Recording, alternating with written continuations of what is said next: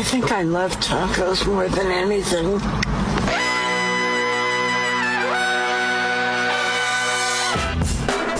Good morning, sweet world, and welcome to the No Dunks podcast on the Athletic Network. It's Wednesday, May 15th, 2024. I'm J.E. Skeets here in the Classic Factory, and alongside me, as always, Tass Millis. Basketball fanatics. This one's for you. Next to him, it's the bearded one, my top shot hot boy, Trey Kirby. Hey-o. Hey, yo. And over yonder, filling in for JD today, back with the boys, it's Ashwa Kid. How y'all doing? What's up, Hey, Ash? buddy. Great to see you here in the factory. Hello to everybody joining us live on YouTube. Hit the like button, subscribe, share the show with your friends, podcast listeners, 5-star ratings and reviews. We got some games to talk about. We got the up-down report. You got tweet of the night. And we begin with Jokic scoring 40 and the Nuggets shutting down Ant. They get the 112-97 win over the Wolves. They take the 3-2 series lead. TK, we had Jokic receiving the MVP award from Commissioner Silver before the game. Then he goes out and drops 40, 13, and 7 in a pivotal Game 5 win. And then he shouts out Mike Miller in the walk-off interview. Check. This guy was a monster. This was awesome. This was just awesome to watch. You know, everybody was comparing it to Hakeem Olajuwon versus David Robinson when David Robinson got the MVP right in front of Hakeem's face and Hakeem just went out and dreams shook him to death. How could you not think about that, the way Jokic was dancing out there, especially in that third quarter, a special quarter for Jokic. Probably the best one you've ever seen him play. 16 points on 6 of 7 field goals, had 3 rebounds, 4 assists. Rudy Gobert, he was there, man. He was there. It looked like he had Jokic stopped so many times. Looked like he could have blocked so many shots. But Jokic always had one more move, one last counter, and the incredible touch to just get the ball over Gobert's fingertips and drop it in. It was just a brother I have 47 type of night. Really, like, what was Gobert supposed to do? I was, like, after this game ended, there was the sick one that Jokic had where he's like, he fakes left, he goes right, he fakes left, he goes right, and then he finally steps through and hits the righty hook on the other side. I couldn't go to bed until I had figured out how to do that with my own feet. Going down the hall, all right. Not that I'll ever pull it off in a game, but man, that was awesome. Watching Jokic go to work, he almost celebrated a couple of times. He had an and one where he did a little happy feet sort of dance. He had several dunks, and on the last one, that fast break, I think he pumped his feet like he was going to celebrate, but like it. That was the most he was going to give us, but you could tell he was on it last night, and I just felt lucky to be able to watch it. I also want to thank Aaron Gordon and the referees because Aaron Gordon got 2 quick fouls in the first 4 minutes. Jokic didn't have a point on the bracket. Nothing. Not one single point. So Aaron Gordon goes to the bench. That's when Jokic went to work. It was that first one where he fake the shot. Oh, you're not going to bite for that, Rudy. All right, I'll do a pivot. Oh, you're not going to bite on that. Just a fadeaway shot. Okay. Next one, the lefty hook. Beautiful rotation as that ball just splashed through. And then the third one, he actually sealed Anthony Edwards. Beautiful feed from Jamal Murray, and then went in for the dunk where Anthony Edwards hit him on his head. So Jokic went back, put one hand on his head, and it looked like he was taking a pose for a photo. Looked like Trey Kirby doing a pose with the Larry O'Brien. I've done it before with my baseball cards. You know, just a nice little. But he really was saying I got fouled. And then in the third quarter, it was still a game. Yeah. This was still fun. Minnesota Timberwolves went up a point. So Michael Malone said, timeout. We got to fix this, just like I fixed it in the first quarter when we went to Jokic, when Aaron Gordon sat down. Because again, like, Jamal Murray didn't have a spectacular game. Aaron Gordon didn't have a spectacular game. They all contributed, but it was this guy, again, who went to work in that third quarter, as you said, Trey. A great move on Naz Reid to score on the left side with his right hand. The footwork one, which is like, I can't count how many moves is on that one. Then the 3-point line going left of the key, looking like from the 3-point line going left of the key, like he's Shai Gilgeous-Alexander. And then scoring as he fades away and gets fouled. Against the defensive player of the year, against the best defense in the NBA this season, against it all, against the guy was called Michael Jordan for 2 days, and Anthony Edwards against everybody. Jokic became the first player in NBA history to score or assist on 70 total points without committing a single turnover in a playoff game. And he did that against the number one defense in the league. And he did that against a guy that's won 4 Defensive Player of the Years. And he did that against a team that has also other good bigs that they could throw at him at times. You know, Cat gets his chances. It didn't matter. He sort of kills him as a passer when he's on him. He did it against Naz Reid. He did it against Kyle Anderson. Everybody got some. And the 0 turnovers, to me, it really is mind-blowing. For the amount of times the guy touches the ball and for the passes he makes, this is not some like just vet point guard out on the wing taking care of the ball with just a simple pass to the corner. He's throwing full court touchdown bombs to guys on the run out. He's going behind the back to guys popping out to the 3-point line. He's threading the needle to cutters and guys running baseline. He's doing the old thing where he tips the ball to himself because he sees like a little advantage, or maybe it's almost like a 50-50 ball, but he tips it to himself. He just does all these wild, incredible things and still comes up with 0 turnovers. I can't believe that. And it was just a masterpiece. It really was. In a huge game, we know the stats. 2-2 series, you win game 5, you go on to win, 82% of the time. That's right. It was a huge game. And yeah, Jamal Murray quiet until sort of the end. He had a couple buckets. Aaron Gordon, I thought, played well despite the foul trouble. 18 and 10 for him in the end. But it really was.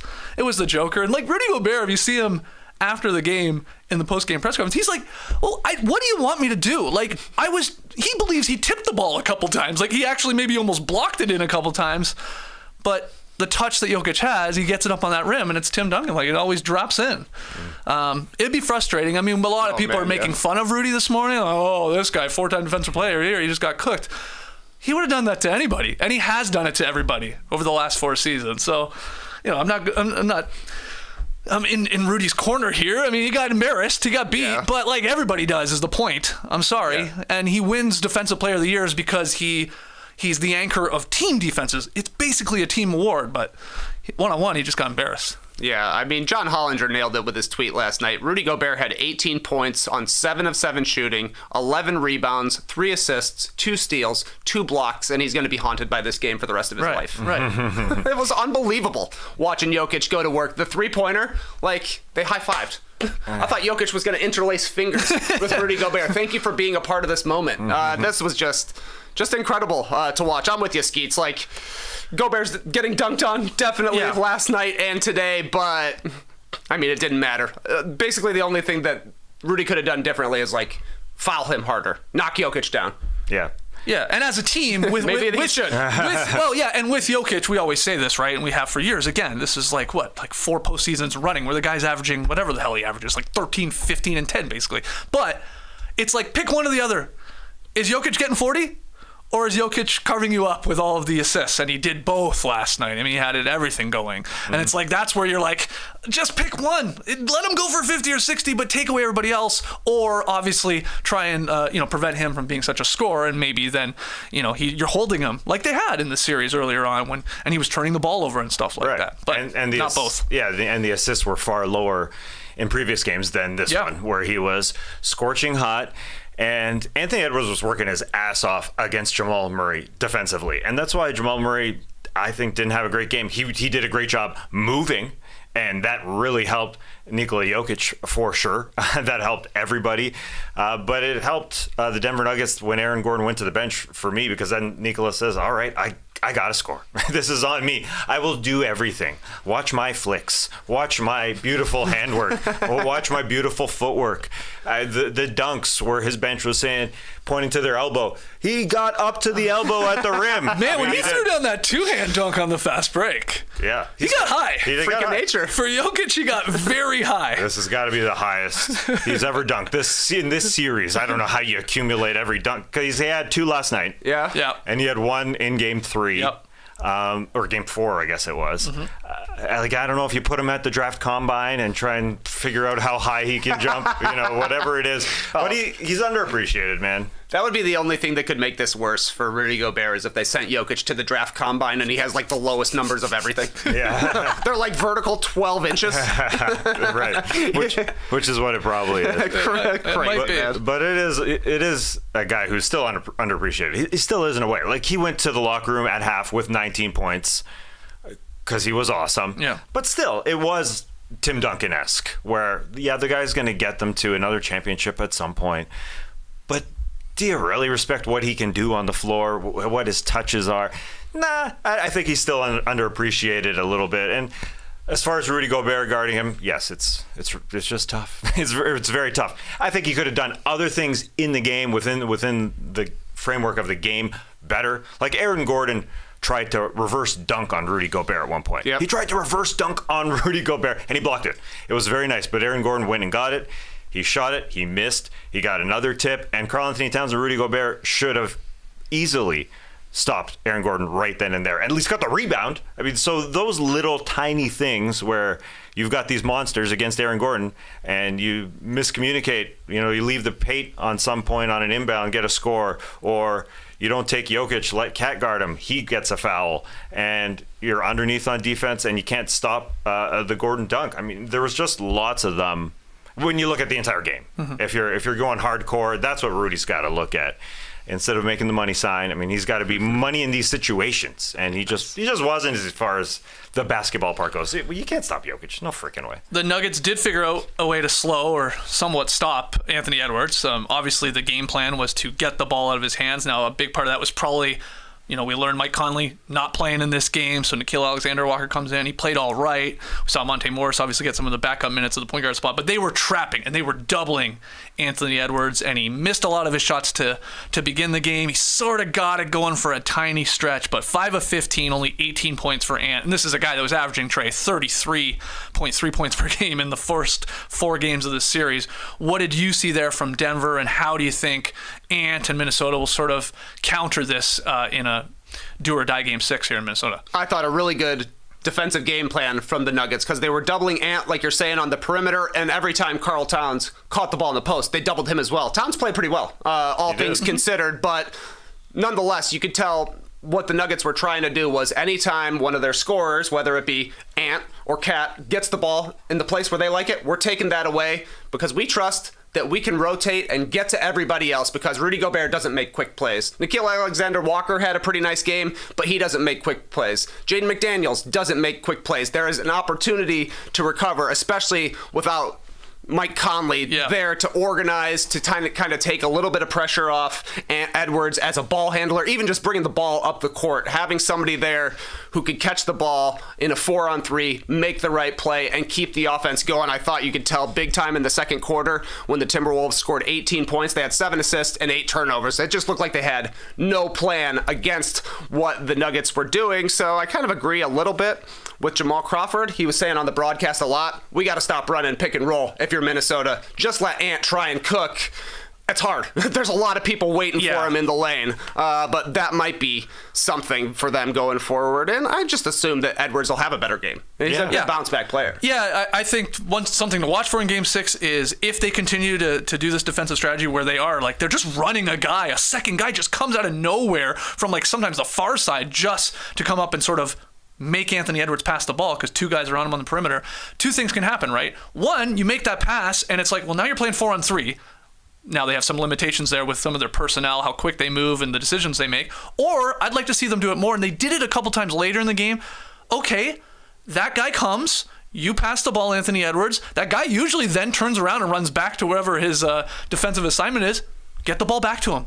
And they did it a couple times and had some success with that. So, like, the play's not over. After you pass the ball out there, after that double comes, you can get it back, especially if you get into your stuff early. So I think he'll be better. He will be at home for sure. And I just can't wait to see how the Wolves and Ant sort of counter this, because the Nuggets should stick with this strategy. Mm-hmm. Hopefully we have Mike Conley back for Game 6 with that Achilles injury, just to make it a more competitive game, but we'll see.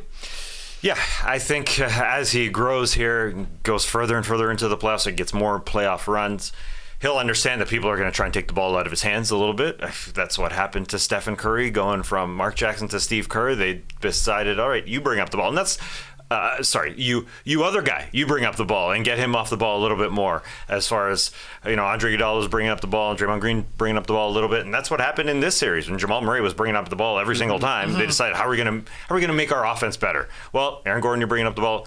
Mr. Point Guard Jokic, you bring up the ball. Anybody else bring up the ball. And so Anthony Edwards has to get the ball a little bit more and be aggressive now that he's seen it a little bit more.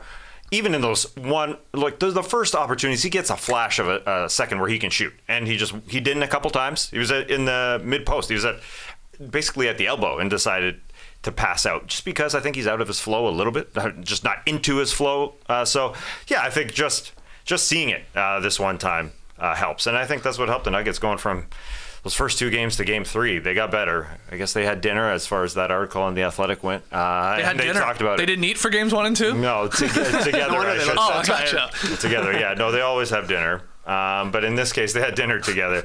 So I think Anthony Edwards he had opportunities. He just didn't take them at times.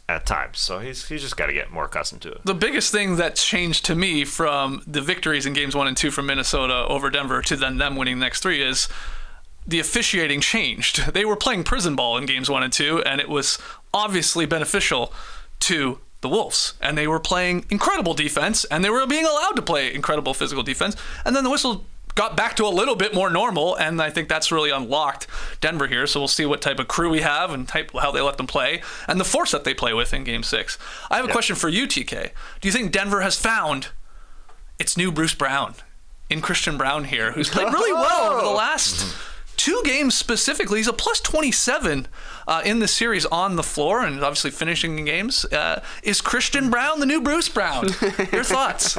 He was looking a little Brucey, especially I thought in the second quarter. I felt like every basket that Christian Brown made was a highlight reel play. Guys flex into the crowd, throwing down dunks, and then he was pretty solid defensively on Edwards. I thought as well. He's probably been, from a one-on-one perspective, their stickiest defender. I think against Ant, though, obviously they've been double teaming him quite a bit. But yeah, I thought he brought a ton of energy in that second quarter, running the break. And then Aaron Gordon was great in the second quarter too, extending really into the third, playing alongside Jokic there. Those 2 guys pushing the pace. They looked more athletic than anybody on the Timberwolves last night. Yeah, for sure. There's a fun tweet going around Twitter last night, Tess, about Aaron Gordon and this sort of fun mental exercise of like, who's the next Aaron Gordon? Who's a guy maybe miscast in a role as a star who could excel as the ultimate glue guy, like we've seen Aaron Gordon do in Denver, like we saw Wiggins do in Golden State, like even Iguodala to some extent in Golden State.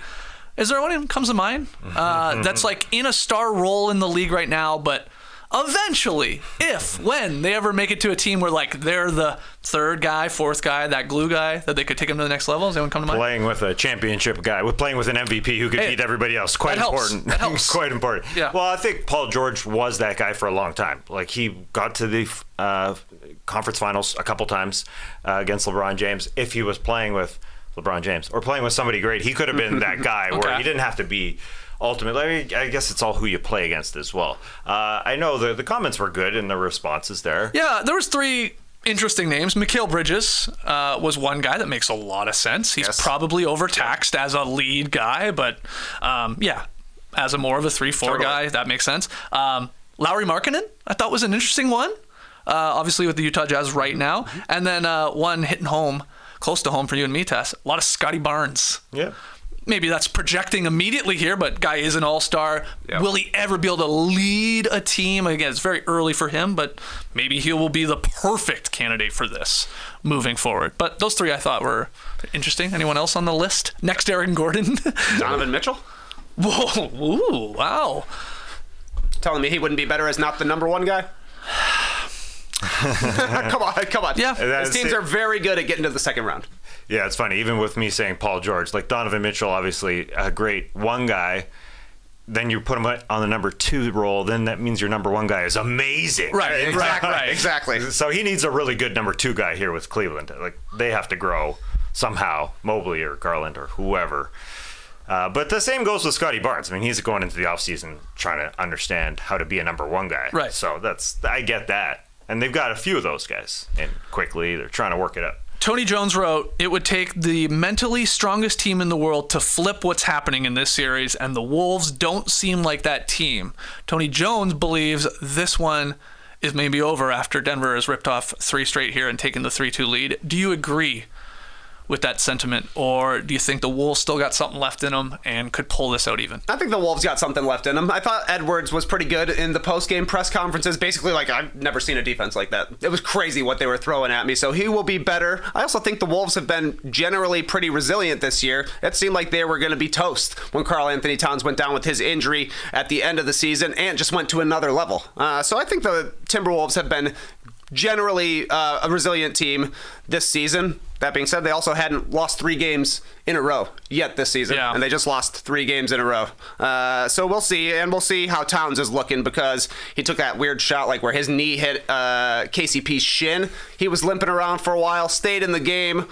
That's the kind of thing that can feel way worse the day after. What do you think? I still think that Minnesota has a little bit of effort within them, for sure. And this is an incredible defense on Anthony Edwards, for sure, that he's going to learn from. And there's moments like Justin Holiday grabbing Anthony Edwards when Anthony Edwards had a lane to the rim, but he said, "You are not going to catch a flow, my friend." This was midway through the first quarter.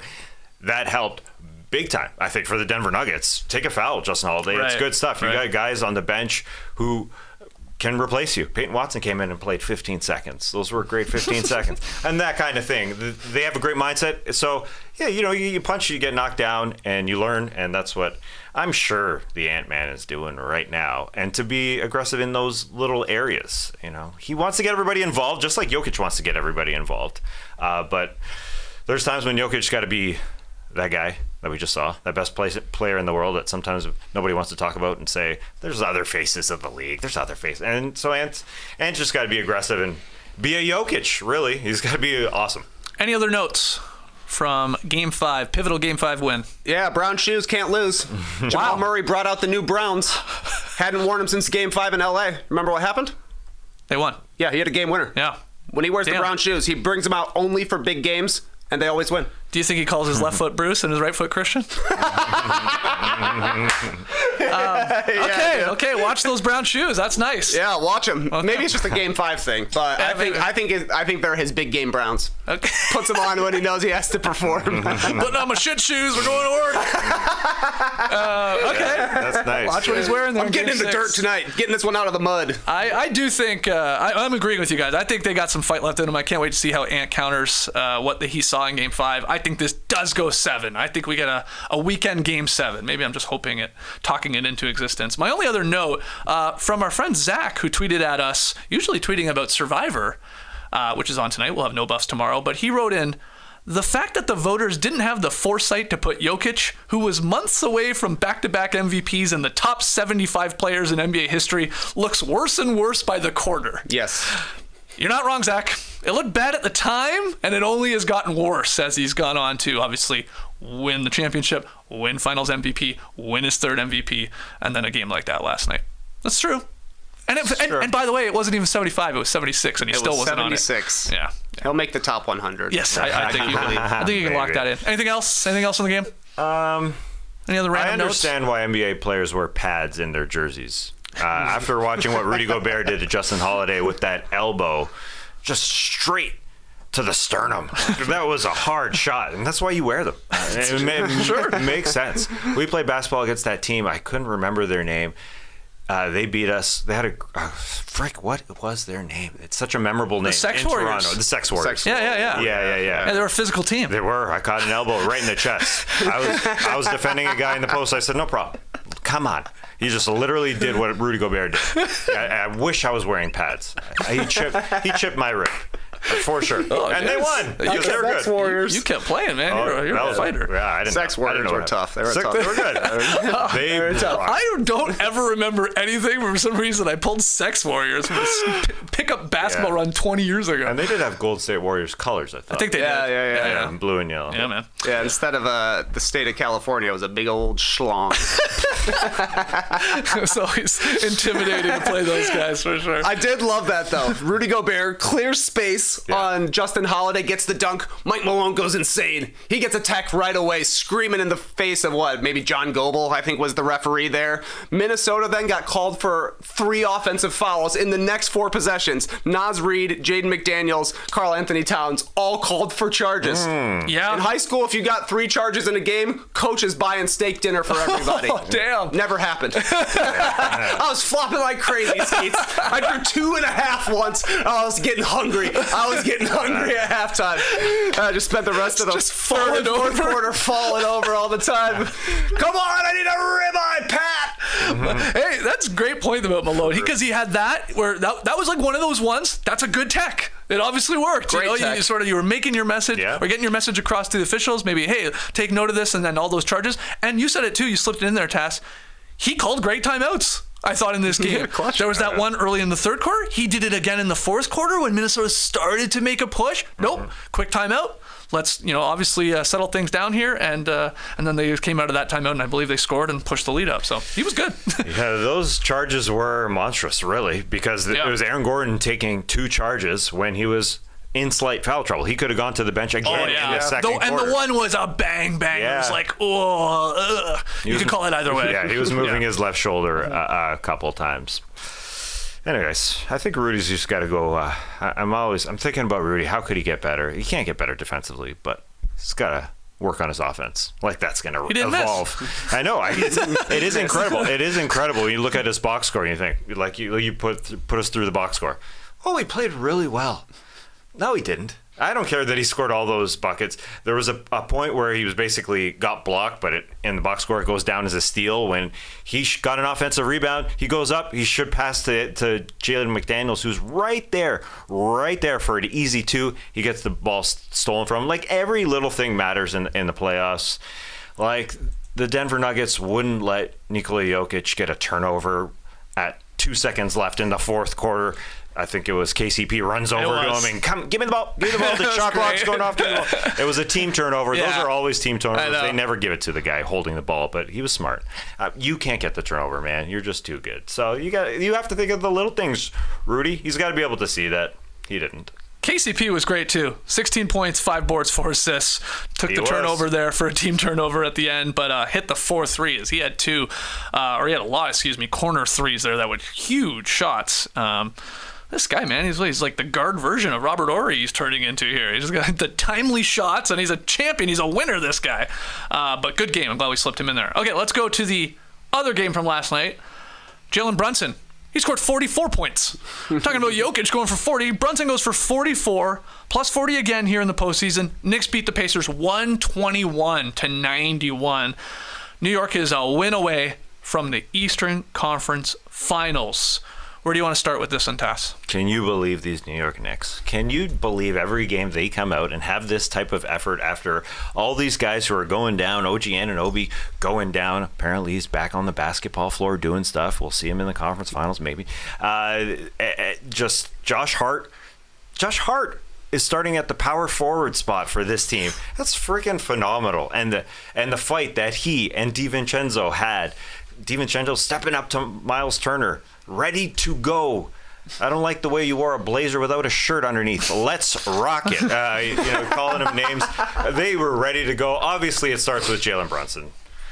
He was a monster, just scoring whatever he wanted. I know there's a couple possessions at the beginning where Aaron Nesmith, the guy who's now guarding him, who's a little bit longer, got Jalen Brunson, got the best of him. Jalen Brunson misses. And then he decided to cook everybody. 28 points in the freaking first half. Wow. Yeah. And 18 points in the second quarter. So it just the effort. Like Trey called it, that they're going to go home to New York here in Game 5 and have their best game. And their effort level, there's no doubt, was way higher than Indiana's, when Indiana has more guys that they can rely on. But I say that, and Tom Thibodeau went to Alec Burks. Burks! Oh, my goodness. Burks! What a trade deadline for this team when you think about it. Like, Bojan Bogdanovic, they got him. I thought, wow, what a pickup. He ain't playing. They got OG Anunoby earlier. He ain't playing. Precious Achiuwa. Wow, the guy's starting now, or he's coming off the bench, whatever you're in the mood for. And Alec Burks as well. He was a monster. 18 points off the bench. This team just does it night in and night out, and Yeah, I didn't even mention the other guys, but there's guys like Miles McBride who played awesome, I thought, defensively against Halliburton. So they're stacked That up. was a hell of a call by Tibbs to start McBride. To go small, like you said, put Hart at the power forward position. You could have went Precious again, didn't. 17 points for McBride, and that worked. I love the idea of like a little more space around Brunson, let him operate a little bit more. Andrew Nembhard, God bless him. I love this Canadian kid. I think he's really good. I think he's going to be good. I'm not sure he has stopped Jalen Brunson once in this series. Brunson has scored every time on him. And he's like there. He sticks with him as much as possible. The one time he got cooked on a beautiful little in-out dribble from Brunson, but he just scores on him. It's like so easy for Jalen. Feels so comfortable when he sees him. Neesmith, it's a little different because there's more hype, but yeah, what a game from this guy, man. 28 points in the first half, 44 overall. And has there ever been, Trey, a crowd that fuels the players as much as Madison Square Garden fuels these Knicks, but then in reverse, the way these Knicks players play gets the crowd going? It goes hand in hand. It's so perfect that they're like talking to each other throughout the game, like barking with each other to fire each other up. And you've got John Starks and Stephon Marbury looking like high school dads. Absolutely. These guys are on the court, basically, like high-fiving, chest bumping each other. I saw at one point Marbury chest bump Starks, and he's like, what? Oh, I guess we're chest bumping now. Let's do it. I think their official name of the New York Knicks now is These Knicks. Because every time you talk to somebody, they're like, I just love watching these Knicks. Can you believe these Knicks? The more players they lose, the stronger they become. But it's not really that big of a disadvantage. Like, the Pacers play 8 guys. The Knicks played 7. Like, that's not that big of a deal, especially when you're playing a whole bunch harder. They go out small, starting Deuce McBride or for Precious Achiuwa, and still grab 20 offensive rebounds. Yeah. That's insanity. And I think a lot of it was because the Pacers were much too frantic on defense. There was so many guard pick and rolls with McBride setting a screen for Brunson to get Neesmith off him. So he's either bringing Halliburton or Nembhard over. Like you mentioned, Skeets, neither of those guys can stick Brunson at all. But it generated a lot of 4-on-3s for the Knicks, which is great offensive rebounding opportunities for Isaiah Hartenstein. He had 12 of them. The Knicks outscored the Pacers 26-9 on the offensive glass on second chance points, but also like it would leave open threes for the Knicks. And the Pacers run out like crazy, easy pump fake, and then you're suddenly in the lane. Right. They were just closing out way too hard. Everything was a little bit too wild to me defensively for the Pacers, so the Knicks scored 62 points in the paint versus 36 for the Pacers. They just played it perfectly. The Knicks were mentally strong in this game. They knew they had the crowd behind them, and they knew what it took to win. And the Pacers just looked like the lights were a little bit too bright. Yeah, Hartenstein had 7 offensive rebounds in the first 15 minutes of the game. And then you said he went on to have 12. I think he tied the all-time record for most offensive rebounds in a playoff game. It's a fun list of guys he tied the record with. Valanciunas, Tyson Chandler, a man by the name of Dean Garrett. I had to look him up. Played in the late 90s, early 2000s. I did not remember Dean Garrett. Big Dean. Dennis Rodman, okay, there he is. Larry Smith, Charles Oakley, Shaq, and Moses Malone did it 4 times. And now Hartenstein. And that's a great point, Trey, about how they just had them flustered. And he's such a good passer, too, Hartenstein is. Again, we've like compared him to like when you get him in the middle of the floor, he can look like Draymond at times. But he was just a monster on the glass. Never underestimate the Hartenstein of a champion. He hasn't championed it yet, but there is a chance. And never underestimate the Josh Hart, a champion, I guess, as well. Because I think you look at a couple of their lines in Josh Hart and Dante DiVincenzo, and you might say, yeah, not amazing, even though there's some good numbers in there, but they kept on getting more and more possessions, so it really didn't matter if they were missing shots. So Josh Hart missed a couple threes to start his night, but he kept getting offensive rebounds. So, it doesn't really matter that he went 2 for 7 from 3. Does it really matter that Dante DiVincenzo didn't hit 1? He was 0 for 6 from 3.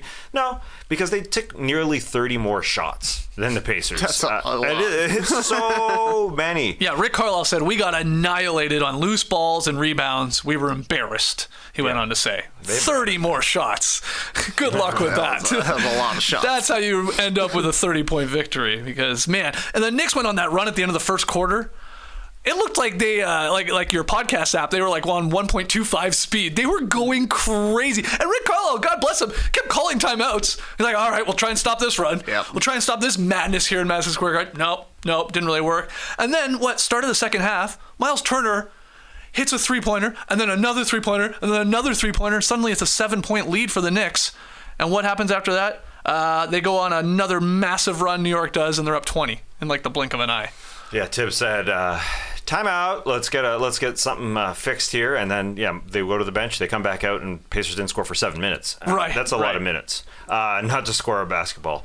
And so, I thought at the beginning, when you get a wave of a TJ McConnell, a wave of an Obi Toppin, and another wave to bring guys off the bench over and over, I thought maybe those two and Ben Shepherd will just find it a little bit easier, a little bit flow it a little bit faster, but the Knicks were just ready for every single flow and beat them. They played the Pacers game. That's what they did. That's what Tip said when he said Precious Achiuwa. No, we can't have two guys who aren't really long range shooters. We got to have guys who are fast and moving. And Josh Hart is awesome. Last year in the playoffs, he was starting at the small forward, like he sometimes does. With Julius Randle and Mitchell Robinson. Now he's starting at the 4. That's how versatile he is. And Are you saying next season Josh Hart starting at the 5? Yeah, he's starting at the 6. Why not, man? He'll be it's like he's the first guy off the bench. He's playing 48 minutes generally, so he can do it all, man. And they obviously, Brunson shooting 35 times when you look at that line. Shot a lot. But he was obviously really, really effective. That's the Knicks recipe. Yeah. Yep. You shoot a whole bunch, you score a bunch, we'll go get it if you miss it. Don't worry. And then we'll have someone chip in from 3-point range. It'll sometimes be DiVincenzo, it'll sometimes be Hart. Last night it was frickin' Alec Burks. Alec Burks! Why do I say it like that? Does anyone remember? I couldn't remember why I started saying I thought Alec it was Burks. like a Van Earl Wrightism. Maybe that's it. I think so, but I don't know. That's the what best, I always assumed. That's the best one I've heard that I can remember. I couldn't remember why we say it, but he was awesome. The guy scored 52 points in the last 3 games. He's 9 of 18 from deep. He didn't play a single second against the Sixers. Now, I know that's Tip's thing, and they were playing like very few guys, but you've got all these injuries. Someone's got to come in here. We thought it would be him. He'd get an opportunity, and man, he's taking advantage. Yeah, 18 and points barely last night. playing it towards the end of the season. No, for he's out of the rotation. Yeah, he's just good. He has stepped up. What did you think of Tyrese Halliburton's game? Trey Kirby, 13 points, 5 assists, only 9 shots. And he'd only really taken like 4 shots or 5 shots until this was sort of garbage time. So a really quiet game from him. Kevin O'Connor says he was dilly-dallying out on the perimeter. Do you think there's some truth to that? Yeah, he could be a bit of a hop-along Cassidy out there. I just feel like he's dancing right and left, wants to get to the side step or wants to get to his right hand, and the Knicks were just sitting on it. They were saying, we're not letting you get right. And it was just too easy to take Halliburton out of the game because he's such a willing passer as well that if you ever put 2 on the ball, he's going to get rid of it right away. Similar to Edwards, he's not going back and getting it, he was the best player on the court the previous 3 games, so I'm willing to give him a little bit of the benefit of the doubt here, but it means he has to really show up in game 6 and look to score. I think that's the disappointing part, is that when he's not looking to score, then it just becomes Mike Conley out there. And it's like, you can't be Mike Conley when you're the leading scorer for your team. When you're the hub of the offense, they need you creating inside, and they need you doing the passing that you're very good at.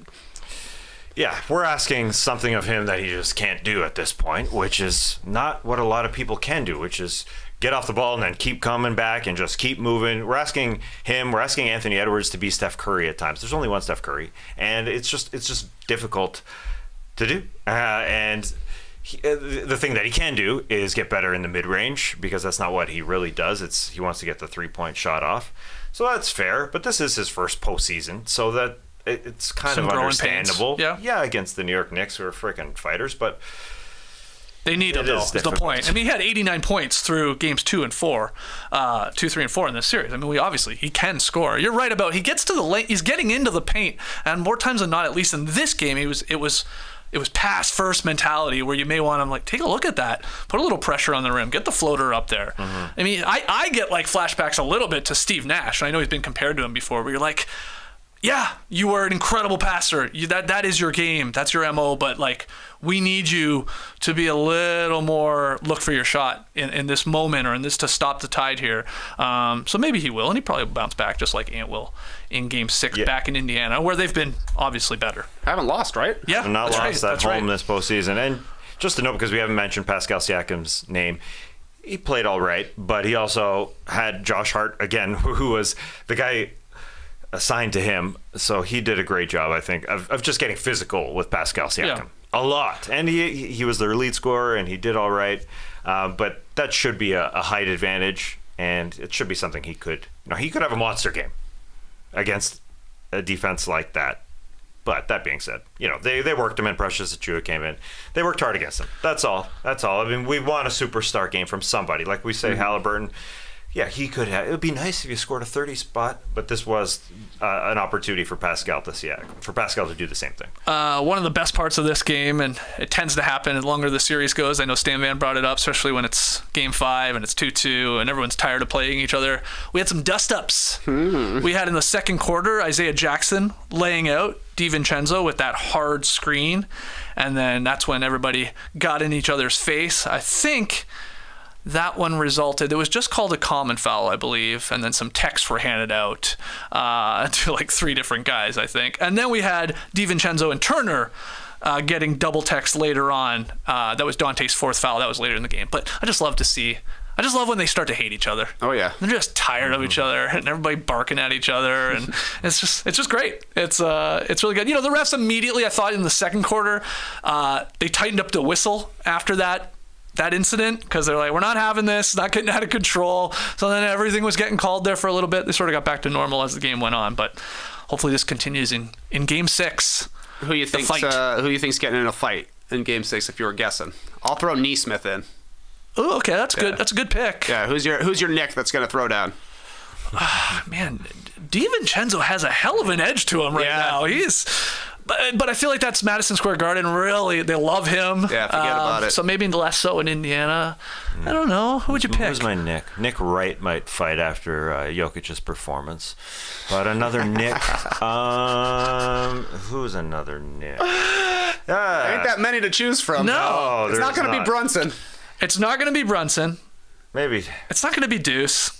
No, I agree. Not gonna be Alec. It's not gonna be. It's not gonna be Alec Burks. Although he did get the tech for a little. It wasn't a slap. It was like a little. He touched your neck. Get your neck out of here. Give me Hartenstein. Yeah, he's got to stick up for the boys. Yeah. He sort of did it again. Yeah, he did that last night, so maybe he'll get into it with somebody. He's like, I know I didn't go to college with these guys, but it feels like I did. I was the guy just hanging around all the time. He's here again. Shouldn't you be at school? We're off. You are? Why? It's finals. Other notes from this game. I got 2 here for you. One, thought it was very funny when Precious Achiuwa ran up and down the floor with a shoe in his hand. A long time. It was a very long time.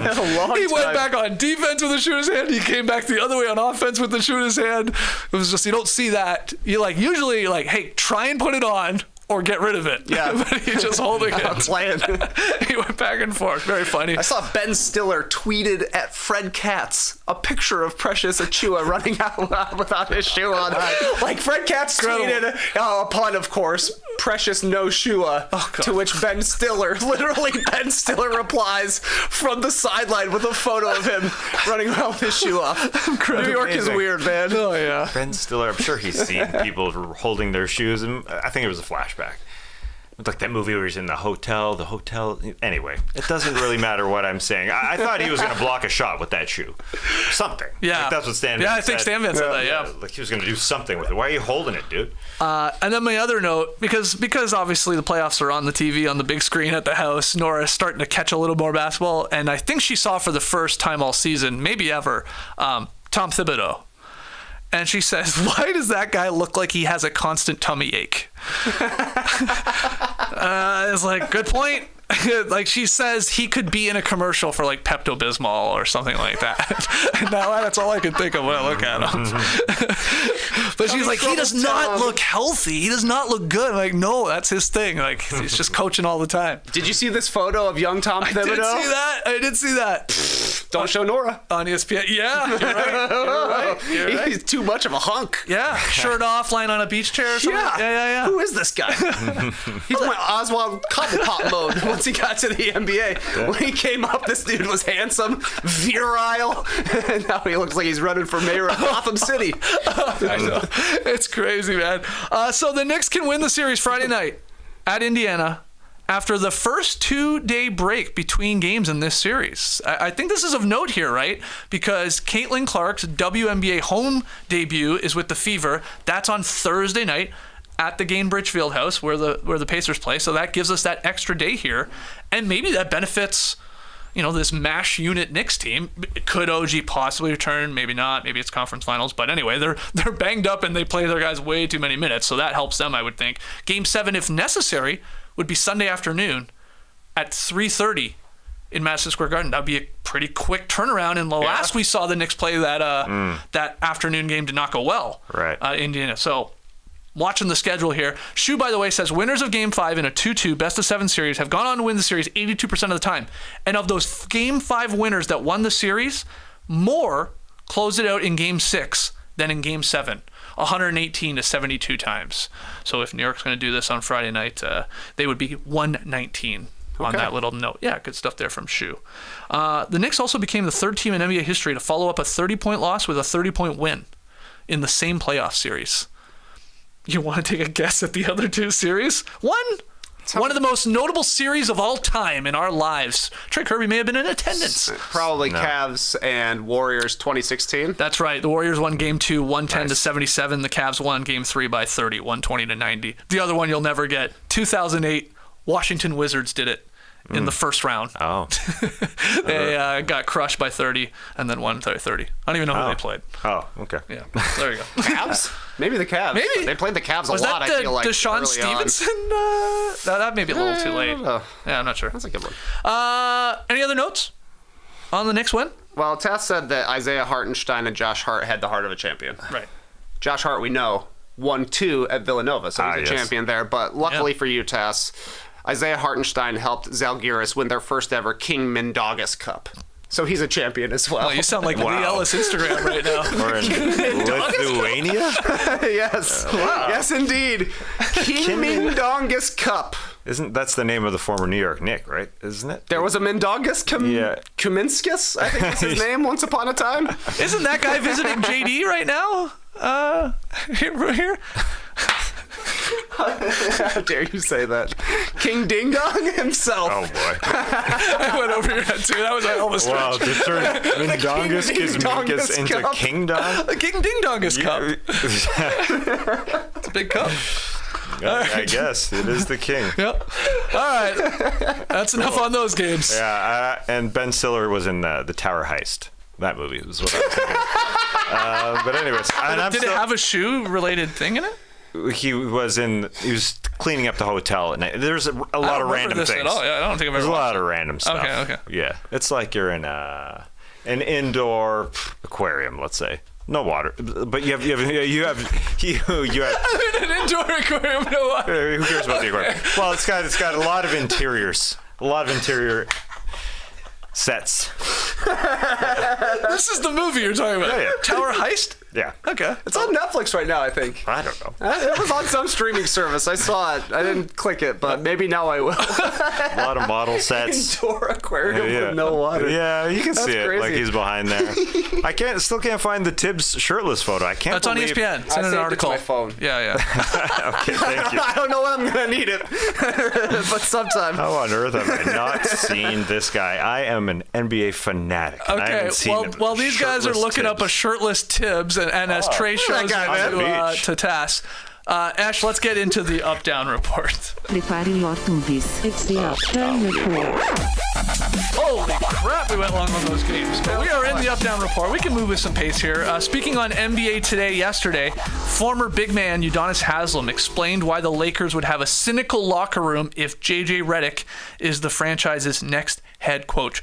Quote, you're going to have guys saying, is Coach going to do a podcast after the game with LeBron?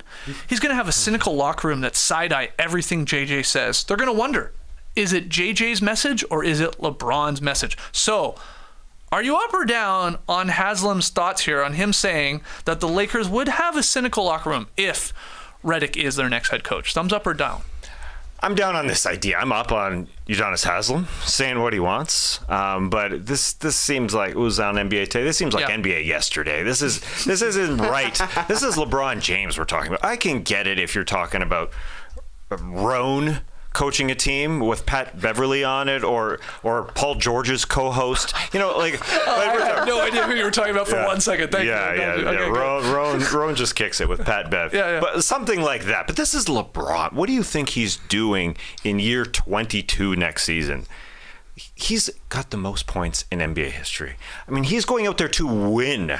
So I totally get it that it may seem, planted, or there's an ulterior motive, or yes. Yeah, it might be like, you could look at it like, well, LeBron's the coach. I guess. and his podcast buddy is the actual coach, but sure. They collaborate outside the locker room. They could be collaborating inside the locker room, but who gives a crap? This is LeBron basically at the end of his career. So it's you're not getting many more years. So it's a year or two for one of the greatest we've ever seen. So I think that part is just a little bit jaded, although Udonis knows him best because he played with the guy. So I get that, but he's playing to win. So I think everything that he does is part of that. But it's speculative. It's an interesting take, but I don't buy it. I'm actually totally up on this. JJ Redick, too handsome, too fit. You saw what Tom Thibodeau had to do to become a successful NBA coach. You can't be the handsomest guy in the locker room. You simply can't. Oh, wow. It'll turn him against you. No, I'm with you, Tass. I'm down on this just because what's the difference, really, with a LeBron locker room? Guess what? Everybody thinks LeBron is the coach anyways. Right. We know everything that happens in a Lakers locker room anyways. Yeah. We know when people are unhappy. We know when certain players want different front office moves. I don't think that's going to change. I am surprised, though. Do you think they'll still podcast if JJ was the coach? That seems weird to me. No, Same. I think not. Yeah, I think they'd take it off the schedule production. No, he wouldn't be allowed. Maybe somebody else can jump on, but not him. Yeah, Imagine the numbers it could do, though. If Redick's the coach of the Lakers with LeBron, and they kept it going weekly, and you could bring in a player from the team and talk it out. Yeah. What'd you think when I benched you? Yeah, exactly. It would be amazing. LeBron.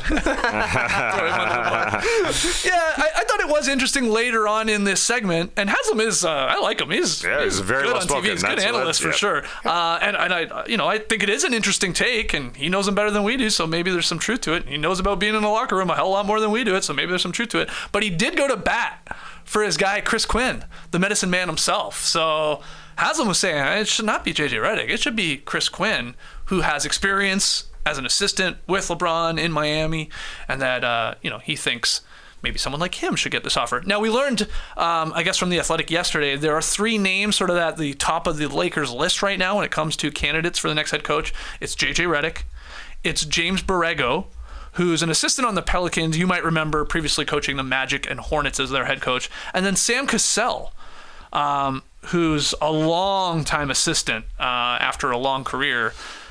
Those are the three names that have sort of emerged.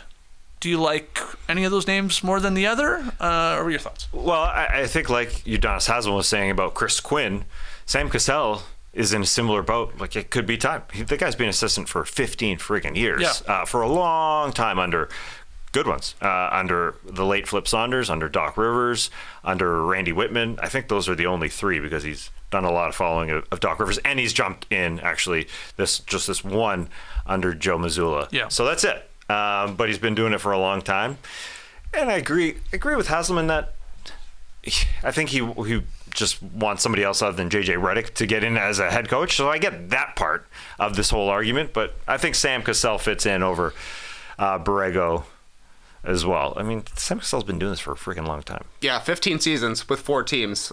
Sam Cassell has been coaching, and you're right, it is definitely similar to Chris Quinn, a longtime Miami Heat assistant.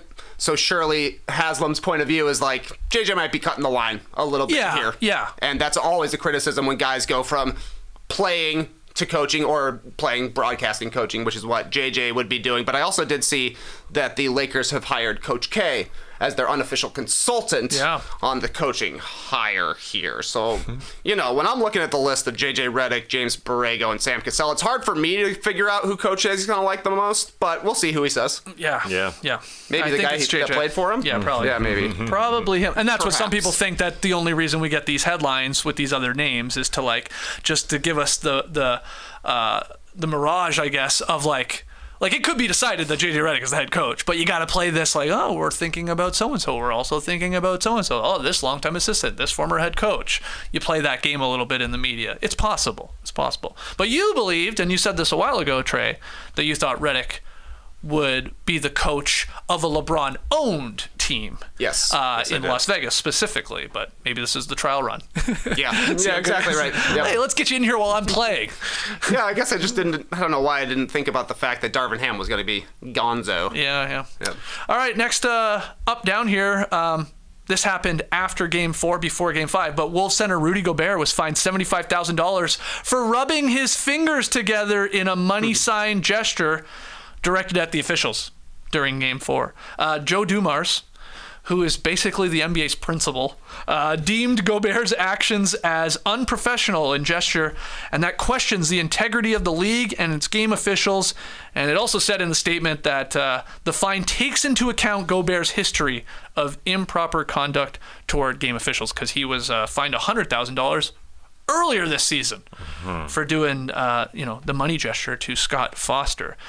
Up or down on the $75,000 fine for a very quick shot. It was a really quick clip there on TNT. They caught him.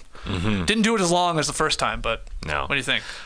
I'm up on it that he's being fined for it. This has happened twice with Scott Foster. So this is before gambling was a big part of the NBA world. Chris Paul, as we know, doesn't like Scott Foster all that much. So this is the NBA gambling and all that is a little bit too late for Chris Paul. He would have done the same thing, I'm sure, if it was part of the league a little while ago. But it was a quick one because he knew what he was doing. I guess he really doesn't like Scott Foster. What I hope the $75,000 goes to is a trip for Rudy and Scott to work it out. Because that's what it really needs to be done. Get on a boat trip, so it's just you two. God, that'd be worse than a fine. Give me the $75,000 fine. For you? like that? What are you worried For about? anyone, you want to go on a trip with Scott fucking Foster? Yeah, they're going to work it out. You kidding me? I'm not going on a My trip. God. Rudy's going on a trip. Oh, so this he doesn't want to, trust me. So the $75,000 is going to go to the NBA pool. Who knows where it goes? Yeah, to charity, I believe. Hopefully. Well, yeah, or people who have gambling issues. That problem, yes, okay, sure. But Scotty and Rudy on a boat together. Maybe you can bring Chuck D, who also tweeted last night during the Knicks game, F Scott Foster. This is literally not an F. An F-bomb, Scott Foster. Like, that's literally what he tweeted during the game because he's a Knicks man. I don't get it. I just don't get it. Go on a boat, just chill out, man. I want to get down to the depth of what has happened with. Why did everyone hate Scotty Foster? What's going on with Scotty? I have a pretty good idea. Well, he sort of sucks. He was and he's great. a dick, and he's a prick. He was fine.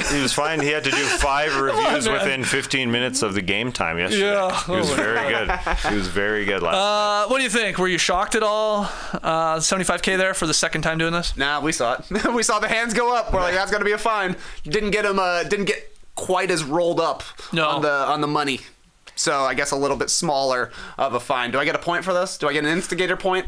Oh. Wow, you have Rudy. He's instigating against himself, unfortunately. Oh, we didn't have fine on there, did we? No, I don't think so. Oh, I think you should get something. At least one, I think you should get. Yeah. I don't know. Yeah, it happened in the playoffs here. I'll check the notes yesterday. I know people were upset as far as Minnesota Timberwolves fans goes. Well, Jamal Murray did the exact same thing. Now, he didn't do a double-hander. He did a single-hander, and it was slightly shorter. It was even shorter. He just literally put it up, put it down, kind of. It was like I was super snapping. quote. Snapping. Listen, you got bigger problems with Rudy Gobert. That's what you got to worry about if you're a fan. That's the issue. It is interesting to me, and I tweeted jokingly, TNT's got to pay for this one. It's like, if TNT doesn't cut to him and we don't see him doing it, but he obviously even had done it in the arena, I always wonder, he doesn't get fined, does he? I guess doesn't made a big deal. I always wonder that. It's like, or is somebody on the other team going, hey, he did it again. We send the tape in. Well, everyone's still going to see it, though. Not as much, but somebody's going to take it. But if they don't go to an ISO shot, he did it very quickly, you have to admit, this one. Yeah. And he did it at the dumbest time ever. He fouled the guy, then turned around and went like this. Everybody's got to phone somebody, and we're all watching it. Somebody's got Somebody. Okay. Somebody. No, you're right. This Somebody would have isn't captured it, but do you still think he gets a $75,000 fine if somebody in the fifth row got it on his cell phone? I don't know. Maybe. Yeah, we're all gonna see it. It's at least 50. It might be a slightly lower. I'll give you that. Here's what Rudy should do, though. Here's what he should do, and then I wonder what the league would do. Could he adopt this as his sort of Mutombo finger wag? So Rudy blocks the snot out of somebody, and then he does the money sign. Like, he's money, baby. What do they do? What do they do? Yeah, he's got to change the meaning on it. Yeah, He's got to flip it on him. Yeah, he's got to own it. He's got to flip it. Yeah, and then it's sort of a cool gesture if you can think about it after a big play. No, I was just saying it was money. Your money, baby. Your money, baby. You don't even know money, it. baby. He would do that on the boat. If they're enjoying a boat ride, man, the wind is blowing through Scott Foster's hair. They're having a good time. Enjoy it. Love it. All right, next one here. The 13th WNBA team officially has a name, guys. Welcome to the league, the Golden State Valkyries. The franchise unveils its name, its logo, its color scheme on Tuesday morning on Good Morning America. Doing so on the same day that the 2024 WNBA season tipped. Had some WNBA back in our lives last night. But we're having a look at it here on YouTube. I just want to know, are you thumbs up or thumbs down? Trey, we'll start with you on the Valkyries logo, color scheme, and name for this Bay Area WNBA expansion team. This is a thumbs up for me. Yeah. You know, a lot of people thought it was going to be the Golden State Warriors, but I think Valkyries is better. Pretty unique team name. Yeah. You don't see it a lot across any of the major sports. Maybe there's like a college out there that's the Valkyries, but cool name. Cool look. Kind of looks like The Undertaker. I do feel like it's a little bit of Sacramento Monarchs stolen valor, but yeah, they've been out of the league for a while. So cool to me. Beautiful color. I like the purple. Yep. Mm-hmm. Oh, I love that purple, the black. Yeah, it's a neat name. Are you thumbs up on all this? I'm thumbs up. Yeah, UConn's Paige Beckers also said prettiest colorway ever because it looks cool, and everybody getting on the Valkyries to draft her if that's how it all works out. In next year's draft, of course, it's cool. There's lots to go back on into Norse mythology and to figure out what we can do here. That's the beauty of it. You remember the old Tom Cruise movie, Valkyrie? What a movie! This guy loves movies. I do remember that movie. I forgot about that movie. I did too. I don't think I've ever seen it. I remember when Valkyrie, because you just don't hear the word that often. Not that often. Valkyrie I only know of because of Marvel MCU. Universe? Yeah, Marvel Universe. Yeah, that's the only reason I know of it. You're right. Norse mythology, refers to a host of warrior women who are fearless and unwavering, flying through air and sea alike. So that's sort of cool to play on the warrior woman there, the Valkyries, now in the Bay. And they'll be the 13th WNBA team, like I said. 14th team reportedly coming to Toronto in 2026. Yes, There's been no official word on that yet, but that seems like it's going to be a thing. And I know the commissioner of the WNBA said something like, we want to get to 16 teams by like 2028. So maybe it's almost like add one a year, 25, 26, 27, 28. Maybe we'll get there. Another Larry for us. Larry Tannenbaum is going to own that team. As we went through Larry O'Brien yesterday, Larry Luke, of course, Larry French, of course. Didn't give Larry Laxon a shout out. Damn, that's my problem. That's my issue. It's my mistake. And now Larry Tannenbaum, I guess. Probably owning that team. It's going to happen. Final one here, and it happened right before we went live. We don't even have a lower third for it, everybody. But the Brooklyn Nets are going to retire Vince Carter's number 15 jersey next season. Yep, they announced this morning. Carter played for the Nets that were then located in New Jersey from 04 to 09. He made 3 All-Star game appearances. He helped lead the franchise to the playoffs 3 times. I think they always they never made it to the conference finals, made it to the semis a couple times. But are you up or down on the Nets retiring Vince Carter's number 15 jersey next season? And I will add to that, are you up or down on them doing it before the Raptors retire it? Yeah, it sure feels like they just want an event. I mean, that's what it feels like. Why are they jumping ahead of the Toronto Raptors when he did way more than the Raptors? For me, what I'm reading here is Vince was just twice an All-Star in New Jersey. Yes, they won. They won 2 playoff series. It's not a lot. Yeah. I guess there is. I guess there is a third one in there because it was a Raptors Nets year, the year he got traded. Okay. But he led All-Star voting when he was a Raptor every single time. he was more of a story in the NBA than obviously he was a spectacular freaking player. But I am interested in, what's the thinking here? It's like it wasn't an incredibly long time. He was obviously damn good. But yeah, I think seems the like thinking, a bit of a name grab. It's 4.5 years. It's not very long. No. I think the thinking is, and maybe this is just like what they do in their franchise, like, hey, if that guy played for us and he made the Hall of Fame, which Vince Carter just got inducted to the Hall of Fame, that we're hanging up his jersey. It might be as simple as that. I feel a little weird about it that it is coming before, obviously, the Toronto Raptors. That's also on them as a franchise, let's be honest. A little dragging their feet on that, maybe. I remember Masai Ujiri saying, though, they have big secret plans for what they want to do for that. So we'll wait and see. But your thoughts, TK, as an unbiased reporter. Coming to you straight from Decatur, Georgia. I'm Trey Kirby with a take on Vince Carter getting his jersey retired by the New Jersey Nets. Yeah. I don't have any other take to add here because you guys nailed it. It's a short career for Vince Carter there in Brooklyn, in New Jersey, actually. He was successful. He won some playoff series there. They don't have a sterling history. Yeah. The Nets don't. They retired Jason Kidd, also a Hall of Famer, so I'm sure that's part of it. And yeah, the Raptors should retire Vince's jersey as well. They've had their chance. They got scooped by the Nets. Yeah, a big part of this equation, I do believe, is you got to remember that the New Jersey Nets, Brooklyn Nets, have not had a lot of success here, obviously, over the last little while. It blew my mind, and I just fact-checked it. Vince Carter ranks third all-time in franchise history for points scored. Yeah. He played, what'd you say, 4.5 seasons? 4.5 seasons. That seems insane. I know he was still a scorer. He still scored a lot when he was there, but that seems wrong to me. But Brooke Lopez, number 1, 10,444. Buck Williams, number 2, 10,440.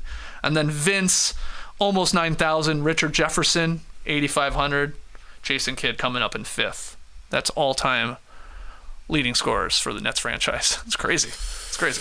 Kerry Kittles is 8th, man. We love Kerry Kittles here. Kerry Kittles is 8th all-time in scoring. That's wild. That's wild. All right. Come on, Raptors. Step your game up. But now it's like they can't. They got to wait a while. It's like, damn it. Well, they're going to do it better than New Jersey / Brooklyn is anyways. Well, I would hope so. Yeah. But you can't do it next season now, can you? Wow, like, retired in 2 places. It's like you can't throw a party one weekend and I got to throw a party the weekend right after you. That's a little weird. Do it different. Do it better. Didn't the Raptors make like a cool Vince Carter logo? Yeah. Didn't they do that? For his induction. Oh, yeah, that's what it was. Yeah. They say they got big plans, but now I legit wonder, they're like, oh, crap. We didn't think the Nets were going to retire his jersey. Man, what? So, anyway, what do you think? All those up-down questions, thumbs up or thumbs down. I know you're letting us know on in the stream team here, and let us know in the comments and tweet us at NoDunkSync. Okay, before we go, tweet of the night. Tweet of the night. Wow. Tweet of the night is something, topic that I need to know your thoughts on, from our friend Jackie Redmond, who tweeted, "Guess I'm not down with the Chowder in Boston just yet." Oh, she made a typo. Guess I'm not done with the Chowder in Boston just yet. Now, okay. I didn't. She tweeted the typo, the mistake, the second time. I guess she doesn't have. She's not paying for the $8 Elon Musk account, so she can't edit it. I'm not either. Same, Jackie. Same. Yep. I hate it, so I don't pay for it because I want to be able to edit. I want to be able to edit my tweet. Anyway, I just want to know your thoughts on Chowder. Number 1. Oh. Before we talk. Because really, she said, I wanted to make it seem like she just doesn't like Chowder. Right. She's not down with it. I don't know how to answer that. I don't know if I'm down with it, is the honest truth. Surprised. I'm not sure I've had it enough to have a really good feel for it. I don't think. Boston for so many playoff games. I haven't had it often. Yeah. I know I've had it, but I'm not clamoring to have it again. So Clam. You had it coming. Tweet it. Next time you run Boston Marathon, big cup of clam chowder right beforehand. No, every mile. Oh, that would be terrible. Oh, yeah, instead of water. Yeah. Hand me a cup of chowder. Yeah, there's one person handing out clam chowder. For the chowder just table. Like, you didn't know that? That's what they do. You never know what cup it is, though. So you're like, water, Gatorade? Oh, damn it, clam chowder. chowder again. I don't know. Do you have a take on clam chowder? Or chowder, I should say. Well, Tess, you'll love this because when I think about clam chowder, I think of the movie Ace Ventura. That's where I found out about clam chowder. He goes to like the death metal club, knocks on the door. What's the password? New England clam chowder. Is that the red or the white? Ugh! You can never remember that. The white. I tried clam chowder because of Ace Ventura. And what do you think? That was fine. That was fine. Yeah. I don't know. I ate it more in the 90s. That's when it was hot. When Jim Carrey was on top of the world, that's when I was eating clam chowder. I will say to you, you might like this. I was watching a movie called Powder. Oh my no God. joke. No What? joke. Clam powder? I was in a movie watching. No, I was in a movie called Powder. The guy in the back row just starts saying, "Powder, powder, powder, chowder." Chowder, no joke. And we just wondered what he was doing. And I guess it was because the main character's entirely white. Like he's painted white. The powder went to the chowder. I don't know, because chowder is sort of a white, creamy. Anyway, that was amazing. That was amazing. And he probably was inspired. What I want to connect to Ace Ventura, he was probably inspired by Ace Ventura at the time. Because it was you're right. It was freaking old. It was a long time ago. But anyways, chowder's good. I think chowder's so. good. How did clam chowder, though, avoid being lumped into the soup category? Oh, it's a soup. But it is a soup, but It's like, no, it sounds like it's not. Chili of the seafood world. You're right. Yeah, that's a good way to put it. I know it's very creamy, yeah. Yeah. It's sort of thick, and maybe you got some potatoes in there, some seasoning. Who says it's not in the soup world? Well, it's just like, but I don't know. I don't think of it as a soup, I guess. What do you think of it as? Well, chowder. Yeah, chowder, chili, and stew. They're soups, but like they feel soup adjacent somehow. Oh, Soup wow. and chase for sure. I don't lump it. I don't lump it with a chili. You don't want it that lumpy. Chili's lumpy. Yeah, you don't want chowder as lumpy as a chili. But, I mean, a nice clam, a bit of clam. Clams are good. Yeah. Clams are good. Clams are good. Yeah. That's what Steamed Boston clams is are good awesome. for. Yeah. So you go to Boston, you get your lobster roll.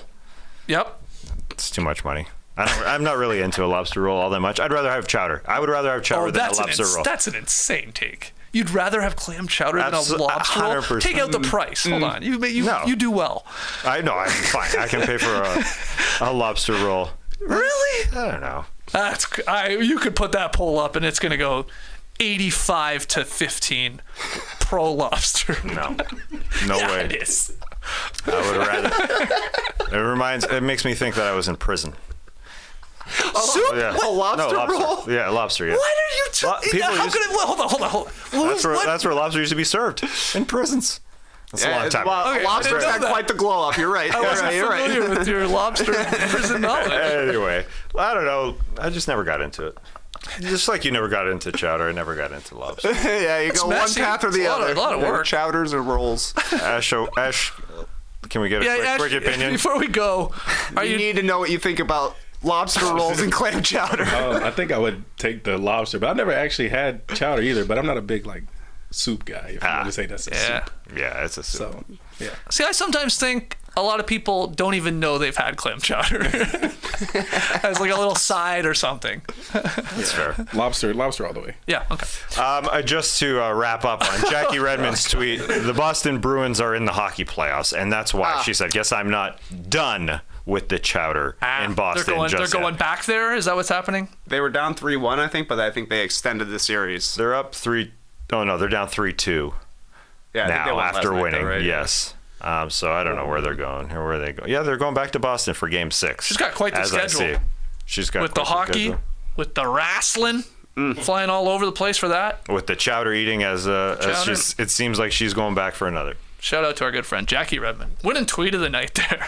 Taking us down a crazy clam chowder path. Listen, we're 4.5 weeks into the playoffs. This happens every year. Oh, yeah. Yeah, Things get this has zany. been a good episode. That's why we need one of these series to wrap up tonight. We got Cavs Celtics Game 5. Boston up 3-1. They can end this. They can go back and eat all the clam chowder they want until the start of the conference finals. If they take care of business in Game 5, which is in Boston. Now that I think about it. Yeah. And then we got Mavericks Thunder, pivotal Game 5. That one's in OKC. But we got 7 o'clock start, 9:30 start. We got Survivor on. So I think we're going to be back here talking tomorrow about the Celtics wrapping up their series in Games 5. And then can't wait to talk about Dallas OKC. I got no read on that one. It could go either way. So hopefully it's close. Hopefully it's a great game. Cannot wait. We'll be here at 10 a.m. Eastern to talk about it all. Till then, Clipper Bros. You heard it here first. Have a great time. Turn up. Love you guys. Awesome. Thanks for joining us, and remember, we've got an Instigator draft to get to. Not today. Tomorrow? But yes, we will get to it tomorrow. We got a race? Very good one. All right. I would say. Tune in tomorrow. Brace the day, people.